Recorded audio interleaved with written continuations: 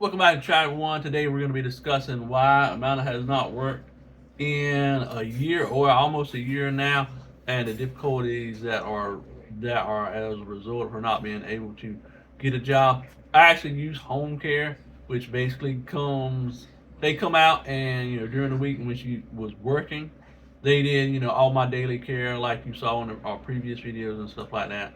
And we would have two different aides, like one for Monday, Wednesday, and Friday, and then one for Tuesdays and Thursdays, and then each aide would do like every other weekend, which would allow her to work her regular job, to pay our bills and things like that. And she would do my care, but we're just not financially able to have her do my care full time. And currently, at the moment, we are only living off my SSI check, which is $943 a month. So we do have a home care company right now, but we don't have a secondary aid in the event that she's out. So Amanda will be able to go back to work. And now I'm gonna let her explain to you what happened, why she lost her job, and why it's been so difficult currently for her to get a new job at the moment. I want to back up. So if I work, he cannot receive SSI. SSI is like a supplemental income. It's not meant for like long term or whatever, and he doesn't receive it like I would receive if I was to become disabled. Yeah. Like I would get SSDI. So he gets, because he got hurt at 16, he gets SSI. So if I'm working, I make too much money. No matter what the sum is, I would be making too much money for Yeah. him to receive it. So that is one big reason, even with one aid, why I have not went back to work. Because if I if I have to be out, then I'm going to lose a job.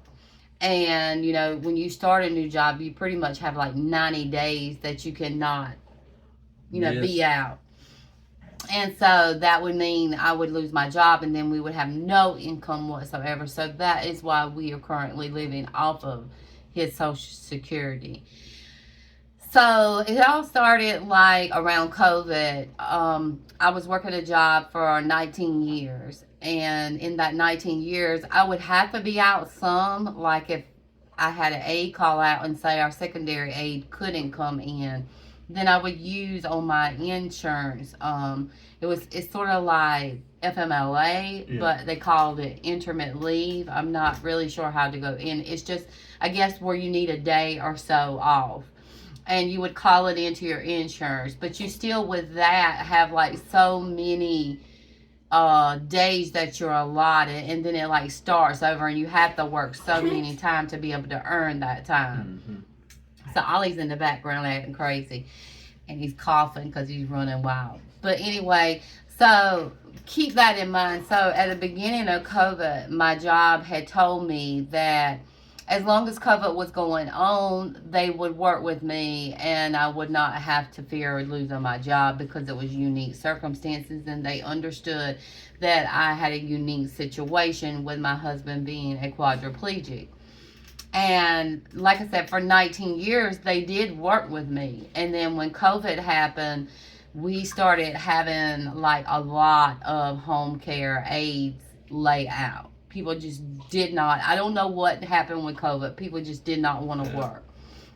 And so sometimes it would be like a week at a time or 2 weeks at a time that I couldn't go to work, and my FMLA had ran out.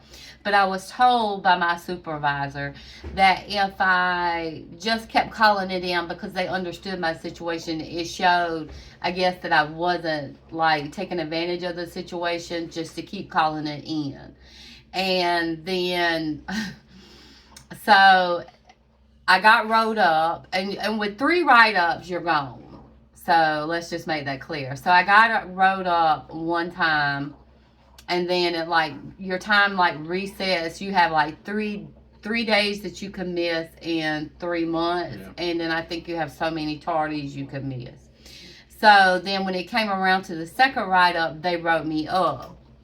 So I knew that once I had another write-up, that I was going to be terminated. And pretty much my supervisor had come to me and he said, time went on, and he said, well, Amanda, you have, I'm going to have to write you up again. And I was like, well, so that means that I'm gone. And he was like, well, just keep calling your FMLA and yada, yada, yada. And so then he came back and he claimed I had 3 more write-ups. But yet they did not fire me, And I was like, so you're saying that I have 3 write-ups. That means I should have been gone months ago. And he was like, well, they're talking about it, and it might be next year or so before they get around to it or whatever, because I don't know. It was just a lot of unsurety. I felt like it was kind of like a lot of shadiness. I think they were just trying to keep me because I was good at production. You got to think, I worked this job for 19 years. I had 3 surgeries due to this job. Like, both my elbows have been operated on.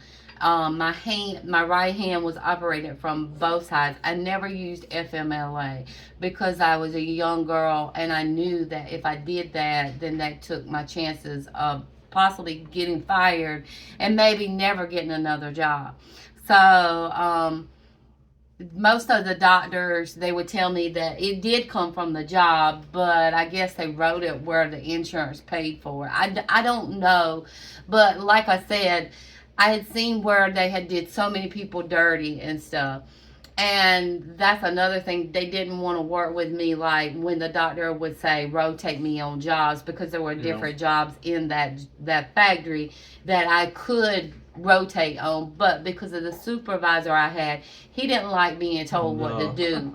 And I mean, even Heath has heard him on the phone with me pretty much say, it's a job, if you feel like going home pushing up daisies, then you're not doing a job. And so he didn't want to work with me. And a lot of, I think with both that one elbow, well, 2 elbows, he had me on 2 different jobs that he just left me on. And I would come home and I couldn't sleep. I was hurting and everything. Yeah. And he would not move me off those jobs. So when I had my last elbow surgery, the doctor had wrote a note stating that, to rotate me. And he was like, well, I don't think I'm going to be able to let you in the door because there should be no restrictions. Now, mind you, there was 2 other people in that job that had sit-down jobs, and they had doctor notes, and they were working with them. And I was like, really? Are you going to really tell me that you can't let me work? I can do every job. I just can't do the same job every single day. Yeah. I mean, I could stand, I could do whatever. I mean, and in order to be on top pay in this job, you had to be able to do every job in that department. So I was able to do every job. I was able to make production.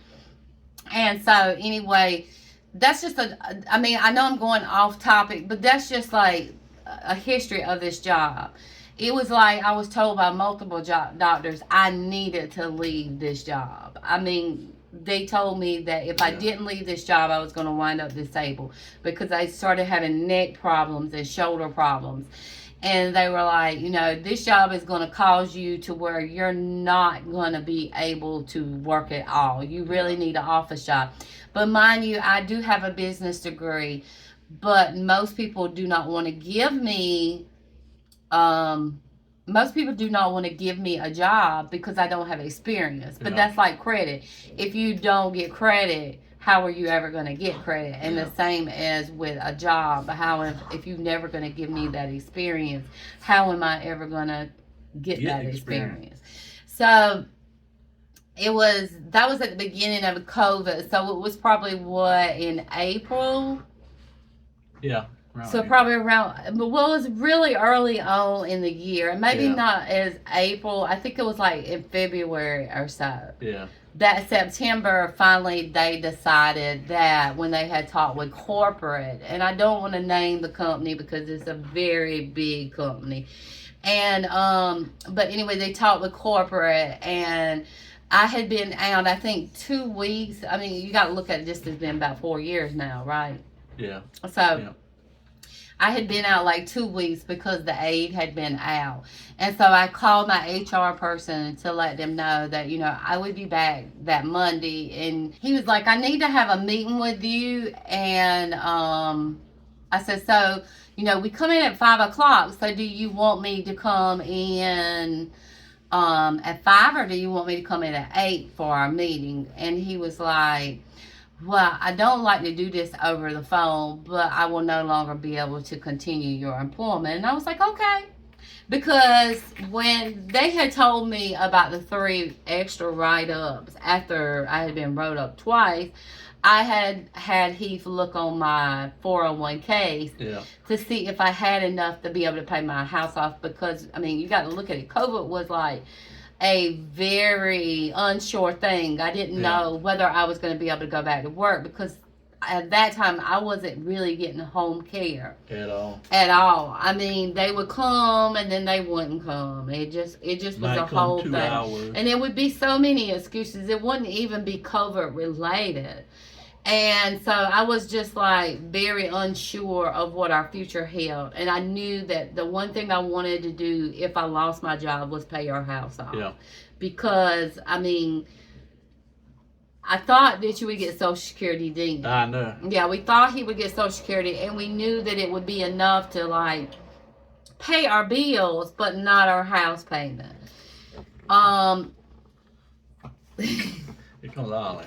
Here comes Ollie. Hey, Bubby. You can't see him in the camera. I don't know how people's religious beliefs are, but I felt like that when God closes one door, he opens one door wide open. And matter of fact, in my exit interview, I said those things because they went on and on. So the day came for... Yes, wow. I'm fitting to put you out of here. Quick. Now see it. I can't go there. He's so wild today.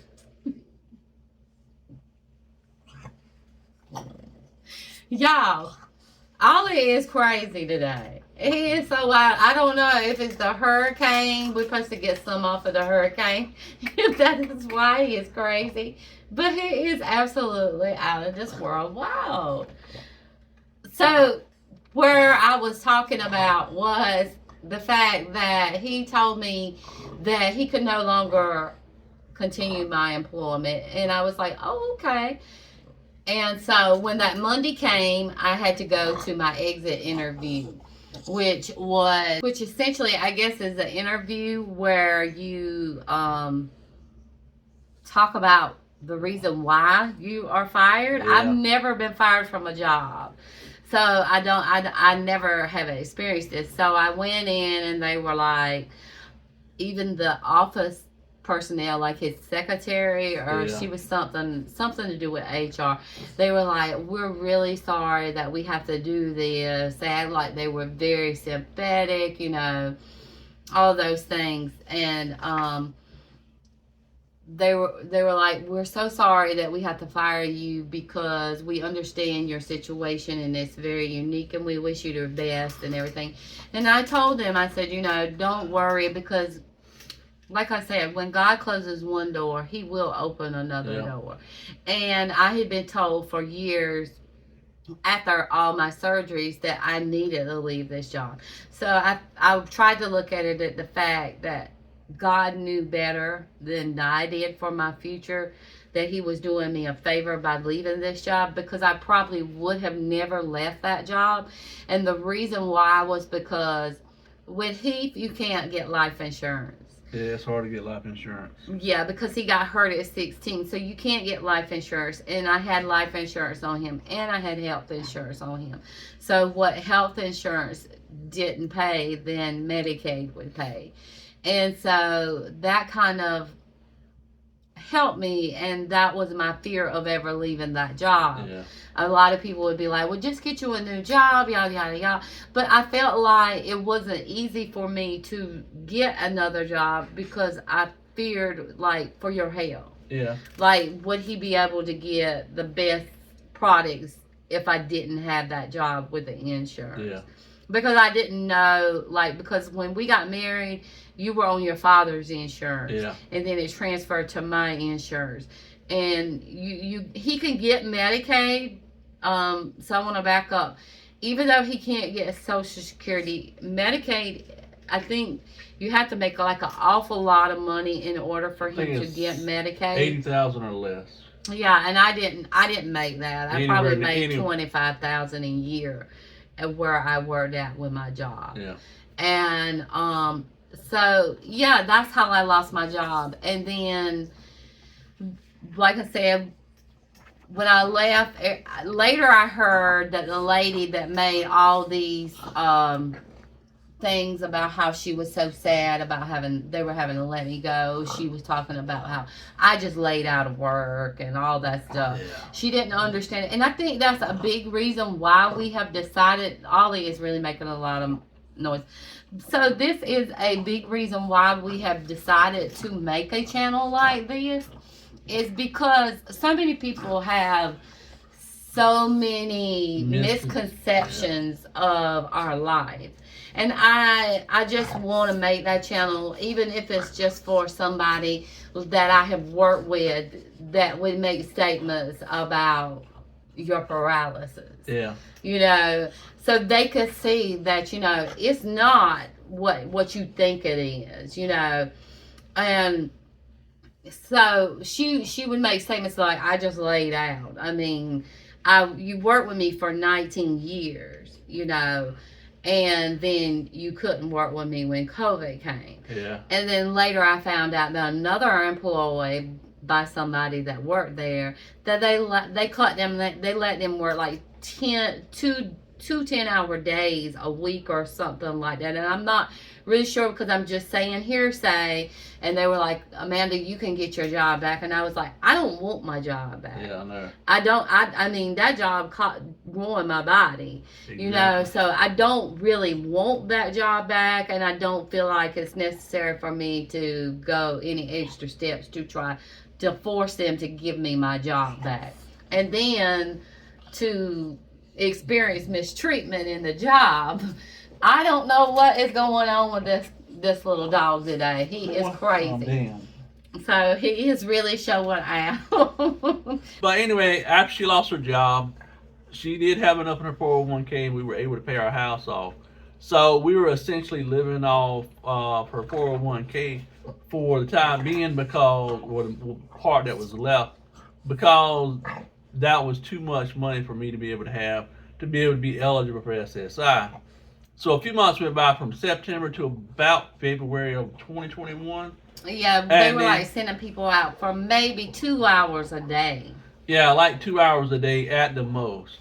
So I really didn't have home care for all those months. And then later on, my caseworker at the time with the Disability and Special Needs Board told me, well, they're making a special exception because normally spouses aren't able to be paid for taking care of the other spouse.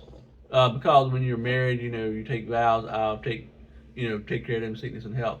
So, but at the time, the state passed a agreement or whatever term, limited thing, saying that during COVID, that because, you know, couldn't find home care, that spouses were able to pay. So for the entirety of COVID, or they felt like COVID, Amanda was able to be paid to do my care, and we lived off that income, which was really, really helpful for us.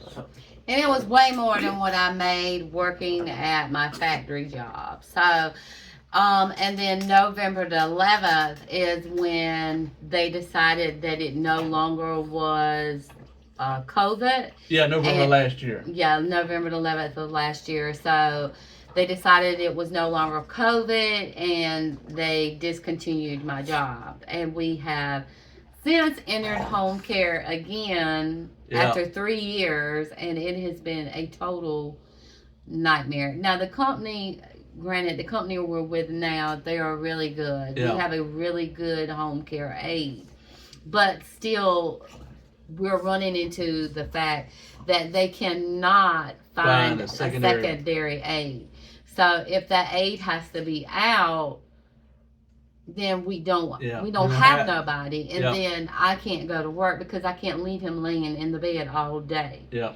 And so that's where we are. Yes. And I don't think it's the company's fault. Because people just don't want to work. I don't understand it. What made COVID so much different? Why people do not want to work? Why it is hard to find good home care aides? The two companies we went to after entering in, they were actually paying our aides like really good money. Really well. I was shocked. I was like, oh, so home care has really upped their game with how much they pay. I don't know what I don't know why those companies were able to pay more. Yeah. But we had horror stories. We could do a whole series if you're interested in who do you know what is coming in our home today. Because we could tell you so many bad things about people that we have had come in our home. And Lord. I don't expect to get paid to do his care. I've never expected that. But I did it for those 3 years because that was my only option, because financially I could not afford to do his care. I wish financially I really could say, hey, I give up ever working again and stay home and take care of him. But unfortunately for us, we do not have that financial means to be able to do that. And we're doing pretty good off of $900, even though it's not a lot. It pays the basic stuff. It pays the basic stuff, you know, like lights, insurance, and stuff like that. But I mean, I'm not happy with $900 a month. And I mean, you know, there's things I want to do to my house. I mean, there's things that need to be done. Yeah, repairs and stuff like that. So, I mean, at $900, we're not able to. But that is why I can't work. If you're interested in more home care drama or stories, we would be more than happy to enlighten you. We cannot say names, but we can say, today, this aid. I mean, you would just be amazed at some of the things we have done. One thing I would like to say, though, is that it's not just us. Every, you know, talking with my caseworker and stuff like that, every family that we know, that we've come across that have home care, they're having the exact same experiences. They can't find workers, or workers will work for a day or two and won't work anymore. And so it's not just us. Yeah. It's everybody that we know that, you know, is dependent upon home care to come in and take care of a family member or a loved one. So it's not just us. And I've talked to people from other states and places like that have the exact same experiences. So it's a mess. It really is. It's something really needs to be done about it. Yeah. I mean, because in order for a family member to work, they have to have somebody come in. Like for you, like your circumstances is a lot more dire, I guess. Well, complex. His circumstances is more complex, so he needs somebody that's going to come dependable, that's not going to lay out. I mean, I get things happen. I'm not trying to be really tough on these aides. Like I told the agencies, that's why we asked for a second aide. Because then if that aide is not able to cover that day, then they can switch days or whatever. That's how we did it in the past. And so I'm not being like a terrible person when I say that, you know, I mean, I understand things happen. Your children get sick. There's situations where you have death in family. I mean, you get sickness, sick. I mean, you could get in an accident and not be able to work for a month or so. So, you know, I understand those things happen, and that's why we always ask for those two aides, but we're just not getting it now. And I really don't think with this company that we're with, they're really nice people. And I didn't think. Okay, so with the very first company we were with, they really was working hard to try to find good aides and have that backup person. But then there was something come up, like the one you had she wanted to sleep all day. Yes. And we worked with her for like 2 months, and we would say, look, you know, it's very important that you do not. I would tell her, look, it's very important that you do not sleep on Heath, because he could have an autonomic dysreflexia episode, especially during bowel programs. And then she had in her head, well, oh, so you say not to sleep during bowel programs? No, I mean not sleep at all. The whole 9 hours you were here. And she would be like, oh, you could trust me. You can go get a job, because I had a good job offer. And I was going to do it, but something just kept telling me to hold back, because here I am every week, like 4, maybe 3 times out of the week, I'm having to tell you not to sleep on the job. So if I can't trust you while I'm here, how am I going to trust you while I'm gone? God forbid what else you're going to do when I leave. And so I take Heath's care very seriously. I mean, I always have, and I always will, because he's the love of my life, my best friend. He's the only person that has never turned his back on me, or he's loved me despite all my flaws. And so I expect him to have the best. This man has been paralyzed for almost 32 years. I think hold up, 31 this year. Yeah, this man has been paralyzed for almost 31 years. And I've never seen him cry, but maybe twice, and that was in one of the videos about his accident. Yeah. And so I expect him to have the best care, and I expect them to give him the care that I would give him. And if they can't do that, they cannot stay. And if that makes me a horrible person, then I'm just going to be a horrible person, because that's what I get from these agencies. I'm a difficult human being. I'm a difficult person to deal with. But don't come at me and expect you to send somebody that you would not have your loved ones be took care of by. And that is why I said there is something that needs to be done about home care. Home care is just something needs to be done. I mean, you have all this stuff that you just don't realize that people like Heath and other people that aren't disabled. I know a lady, and I don't want to tell her business, but her daughter has a special disease, and she cannot find good care. And those people, we deserve. They deserve it. Everybody that is disabled in some way deserves the best home care. I don't know if the state is not paying them enough, which some agencies don't pay enough, and then some agencies do. So I'm just confused by that, and I've learned that recently since we've come back in, that some agencies are allowed to pay more, and then some aren't. So I just don't understand. And to be honest with you, the 2 agencies we were with before this agency paid exceptionally well. I mean, like, really well. But the care was sorry. It was awful. Like I said, we dealt with sleeping. I mean, it was just, I could go on the list. And it's not just sleeping. I mean, it's other stuff we never dealt. Well, we've dealt with it, but it just seemed, maybe after 3 years, it just, maybe it made it worse. It was so drama free for those 3 years. Yeah, and our life was so peaceful. I mean, it was the absolutely best. Those 3 years were the most peaceful years. The best years of our life. Since I've been paralyzed, because you didn't have to worry about, an aide coming in with outside drama or this, that, and the other. And it's just so chaotic. And it's like they feel like they have to tell you their whole life story. If they feel like they have to come to you and just tell you. I mean, I don't know what it is about me. They just open up to me. Like, some like to tell me they're cheating on their spouse, or they like to tell me this or that. And I don't condone that kind of stuff. I feel maybe it's because of my trauma coming from a divorced home, but I'll never condone you cheating on your spouse. I mean, that's just my conviction. Maybe it's trauma from my childhood, but I told her, I was like, I do not condone that. I mean, I just don't want to even listen to it. It's just a lot. If you're that unhappy in your marriage, just leave. That's just my best advice to give you. I mean, it's just so much drama.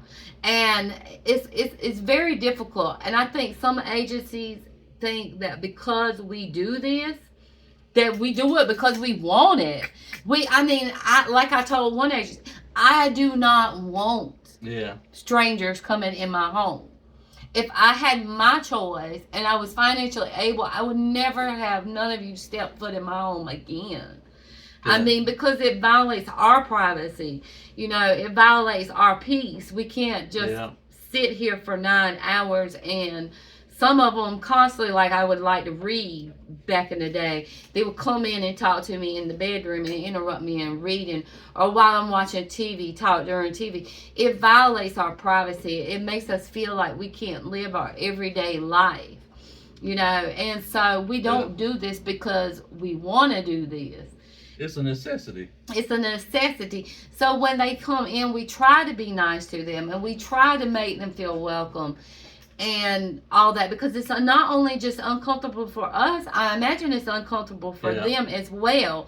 And I mean, I'm not saying all aides we have had some really good aides. The aide we have now, she is a very good aide. She's exceptional, and we don't want to lose her. But we wind up a lot of times losing good aides because of the money aspect, because they don't get paid good. But I get, like, with the other two agencies, they were paying them good money, and they just wasn't being good aides. Well, part of the problem was one of them couldn't even do my care. Yeah, one couldn't do his care. And he was having to tell her every day, like step by step, and that annoys me.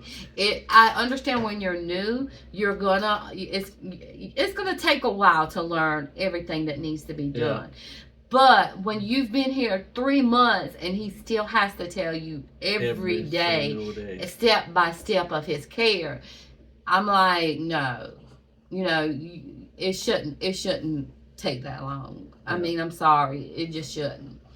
And so, it's like I said, something, I don't know what, but somewhere in some way, the government or whoever handles these things need to get involved, and they need to rectify the situation, because I can't work, and I know other people that can't work because they have family members that they have to take care that mean everything to them. And so it's really hard as a caregiver when you can't work and you can't depend on somebody to give the care that they need to be able to work. Yeah. And that is why I haven't went back to work. And like I say, I totally feel confident to leave him with the aide we have now, but we don't have a backup aide. And so if you don't have a backup aide and something happens to her, or some reason, God forbid, I'm out of a job. And so I don't know when. I was going through a lot of I guess depression and anxiety from not being able to go back to work, because it really worries me about finances. What if something really big happens? And because I'm the one that has to work. And so it's been really hard on me, but I've kind of come to the conclusion, and I have accepted the fact that I may not go back to work this year, and I'm going to be fine with it. It's August. Yeah, it's August. Yeah. So already 8 months. November will be a year that I have been without a job. Yeah. And it sucks. But that's the government we have, or that's whoever is in charge of these things. That is where we're at as far as home care. And you see a lot of people where their spouse is able to do their care. Yeah. But with Heath, I can't do his care full time and work a full time job, because there are things with Heath's care that last longer. We may have not went in, like with his bowel care. His bowel care can lasts a lot longer now that he's older. So we didn't go into that as far as a fact. We didn't go into that very deeply when we did the video. So that's one reason I can't. At least on Monday, Wednesday, and Friday. Yeah. I could do Tuesday, Thursday, and Saturday and Sunday, but what job? Like I said, I had They jobs. let you I work? asked them that, and they were like, "Well, we can't let you choose your hours, but home care can choose their hours." Exactly. That is what amazes me as well. With home care, most aides will, when they come in for the job interview, if they can't do his hours, they will not. They will call us and say, well, instead of doing 6 in the morning, which I did 6 in the morning when I did his care. As a matter of fact, I had an old aide ask me when I started doing his care and getting paid, was I still doing his care from 6 o'clock in the morning?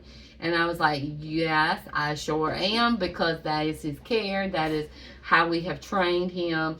And we're early birds and we go to bed early. Yeah. So, just, it doesn't matter who's doing his care. They're going to always do it at that time. Yeah. When I worked second shift, I was able to do your care and work second. And then we had somebody come at night. But back then, you got to look. He was very, very young. He didn't have issues with his bowel program running over and lasting longer.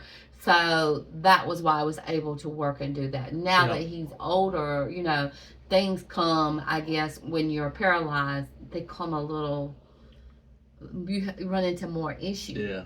And we don't have doctors around here that are very knowledgeable about those things as well. We have some doctors, I know. Matter of fact, I looked on your thing from your regular doctor. They have you listed as a paraplegic. I know, and I'm a quadriplegic. He's a quadriplegic. All four, hands and legs. Yeah, and he's listed on his medical chart as a paraplegic. There is a big difference. A big difference. So, I mean, yeah, they're both paralyzed, but it's a big difference from a quad to a paraplegic. So those are things we run into too. And yeah, I just don't want to keep going on and on and on. I hope you got the gist of why I can't work. Yeah. It's just, that's our life for right now. And that's a big reason why we started this YouTube, is to raise awareness for people out there that are dealing with the exact same thing, you know, because home care sucks. And if you've never had to deal with it, count yourself very blessed. You really are. And like I said, and it's not always, I don't want to sound like it's all bad, because like the agency we're with now, they're really nice people. I really believe they're trying everything they can. And most agencies, they give you a list with the Board of Disabilities. It's like a mile long of agencies.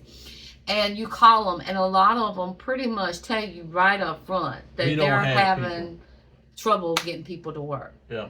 And I admire those people, because they're not looking at the hours and the respite hours and saying, oh, we're going to take this because it's so much money, and then can't, you know, provide the service you need.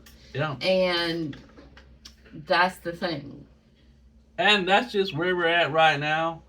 Why Amanda can't go to work. But I hope y'all enjoyed this video. Hope you learned from it.